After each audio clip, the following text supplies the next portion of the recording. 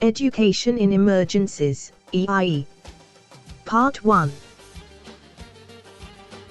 Education is a fundamental Education is especially critical for the tens of millions of children and youth affected by conflict and disasters, and yet it is often significantly disrupted in emergency situations, denying learners the transformative effects of quality education. What is education in emergencies? Education in emergencies comprises learning opportunities for all ages.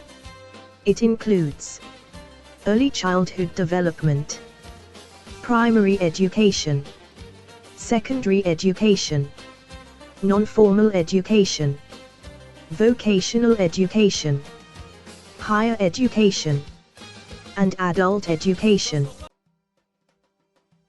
From emergencies to recovery, quality education provides physical, psychosocial, cognitive protection that can sustain and save lives.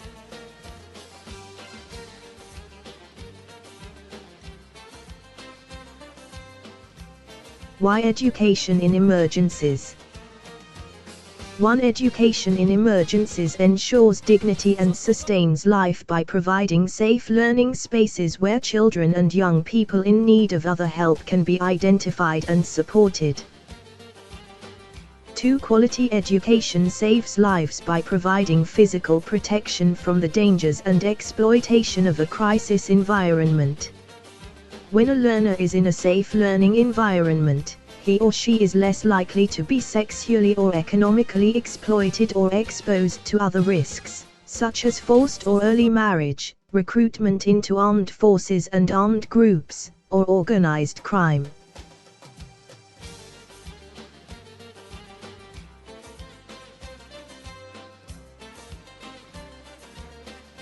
Education can provide important information to strengthen critical survival skills and coping mechanisms.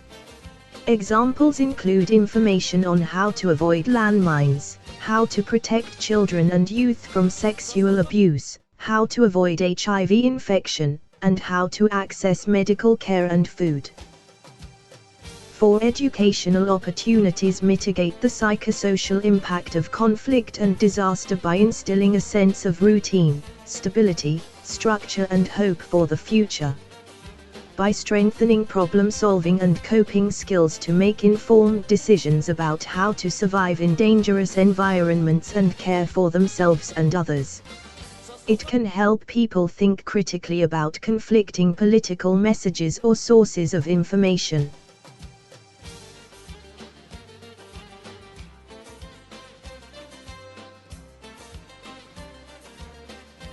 5. Schools and other learning spaces can act as an entry point for the provision of essential support beyond the education sector, such as protection, nutrition, water.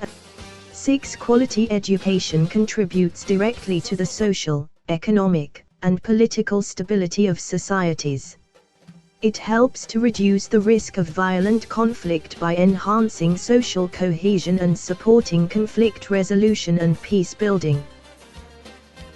7. Groups that are often excluded, such as young children, girls, adolescents, disabled children, refugees, and internally displaced persons, IDPs, can benefit from opportunities for education achievement.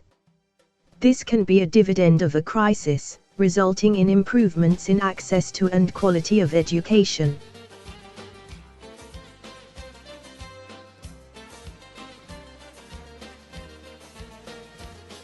8. Crises provide an opportunity to teach all members of a community new skills and values, for example, the importance of inclusive education, participation and tolerance, conflict resolution, human rights, environmental conservation, and disaster prevention.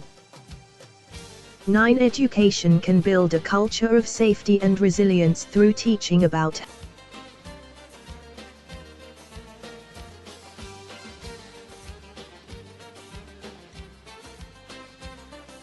What are the INEE minimum standards?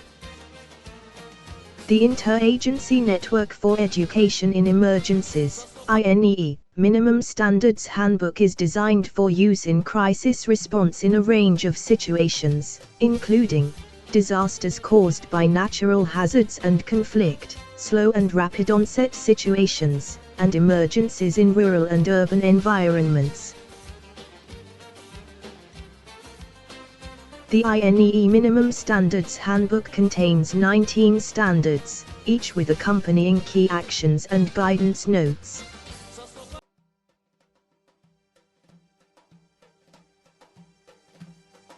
Who should use the INEE? All stakeholders involved in emergency education preparedness, response and recovery, including disaster risk reduction and conflict mitigation, should use and promote these minimum standards, key actions, and guidance notes. Stakeholders include education authorities at national and local levels, UN agencies, bilateral and multilateral donor agencies, NGOs and community-based organizations, including parent-teacher associations, teachers, other education personnel and teachers' unions, education sector coordination committees and education clusters, education consultants, researchers and academics, and human rights and humanitarian advocates.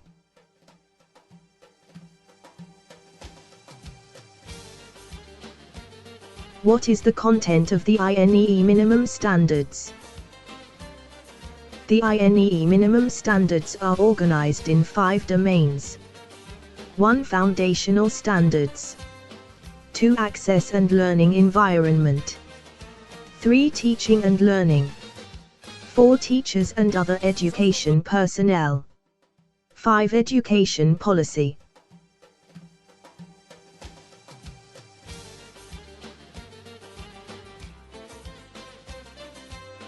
Domain 1 Foundational Standards includes community participation.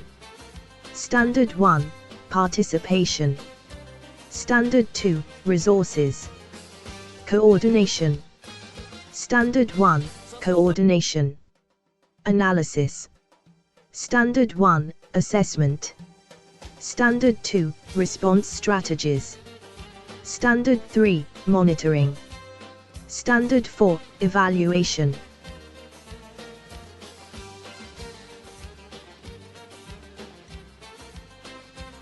Domain 2 Access and learning environment includes Standard 1 Equal access.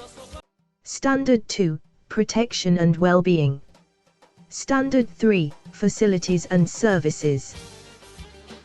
Domain 3 Teaching and learning includes Standard 1 Curricula. Standard 2 Training, professional development and support. Standard 3 Instruction and learning processes. Standard 4 Assessment of learning outcomes.